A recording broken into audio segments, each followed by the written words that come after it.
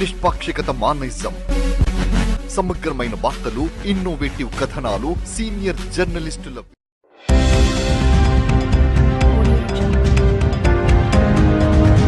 వరంగల్ తూర్పు నియోజకవర్గంలో పలు డివిజన్లలో శంకుస్థాపనలు చేశారు మాజీ ఎమ్మెల్సీ కొండా మురళి.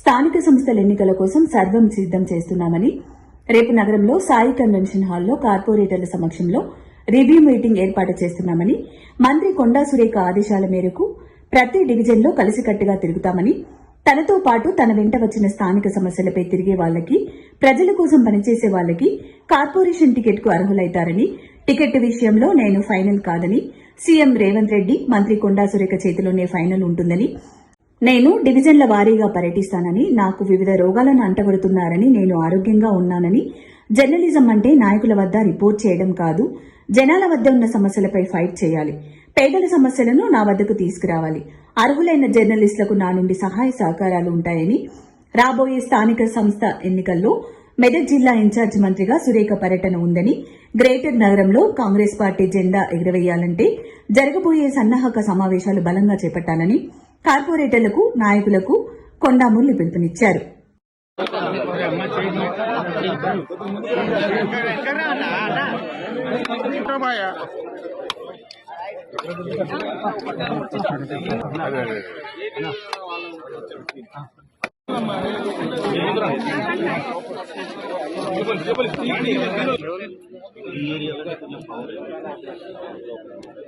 ఈరోజు మన డ్రైనేజ్ అండ్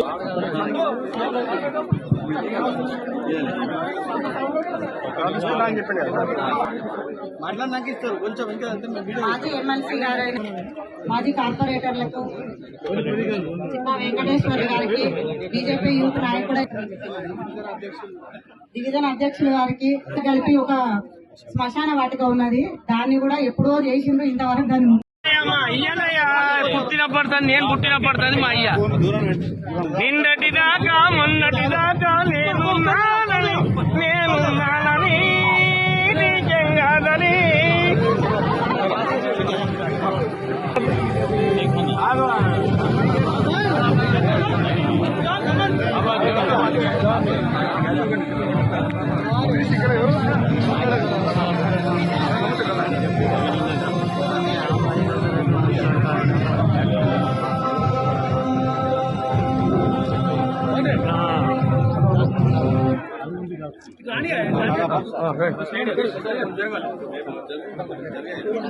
ఈరోజు అన్న తగిన కొద్దిగా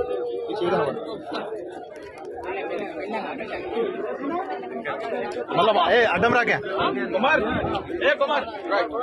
కొద్దిగా పక్క చేరు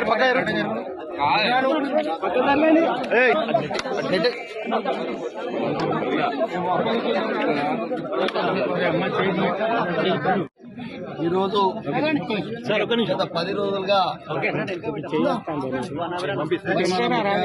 మంత్రి గారు ఆదేశాల మేరకు, కొండా సురేఖ గారి మంత్రి గారి ఆదేశాల మేరకు మరి అక్కడ నేను చాలా బిజీ ఉన్నా.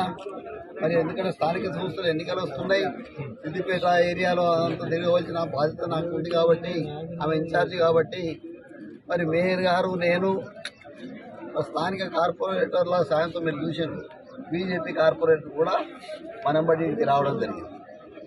కాబట్టి ఇలా డెవలప్మెంట్ చేసుడే మా ఉద్దేశం. పేద ప్రజలు ఎవరైతే ఉన్నారో వాళ్ళకి ఇల్లు కట్టించడం మా ఉద్దేశం. ఇలా వాళ్ళకి ఎవరైతే ఉన్నారో ఎవ్వరు కూడా రేకుల షెడ్ అవుపడితే మాత్రం అది కొండమురళి బాధ్యత అంతే లేస్తుంది.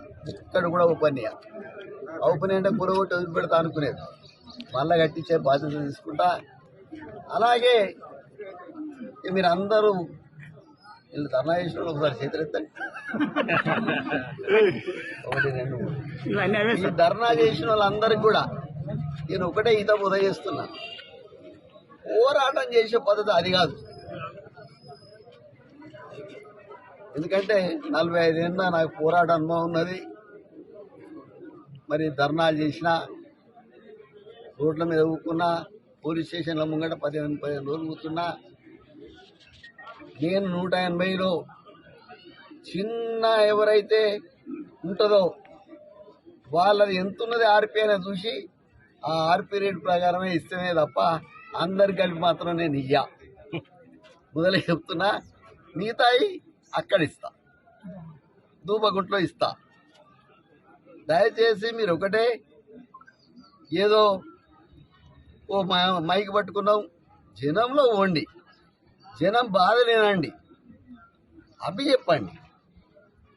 కానీ మీరు ఎంతకు మీకు ఇల్లు అంటాను కానీ ఇగో పలాని ఇగో ఇది పరిస్థితి ఏంది, రేకుల చెట్టు ఇటు చూస్తే గొడవ పడుతుంది. ఇవి మీరు చెప్పండి మాకు సమస్యలు. మీ సమస్యల గురించి మీరంటే కుదురుతుందా? కాదు కదా. దయచేసి మీది ఒక 10 రోజులు పరిష్కరించే కార్యక్రమం కూడా చేస్తా. ఇక్కడ రోజు ఉంటా, రోజు తిరుగుతా, ఎటు పోయేది లేదు.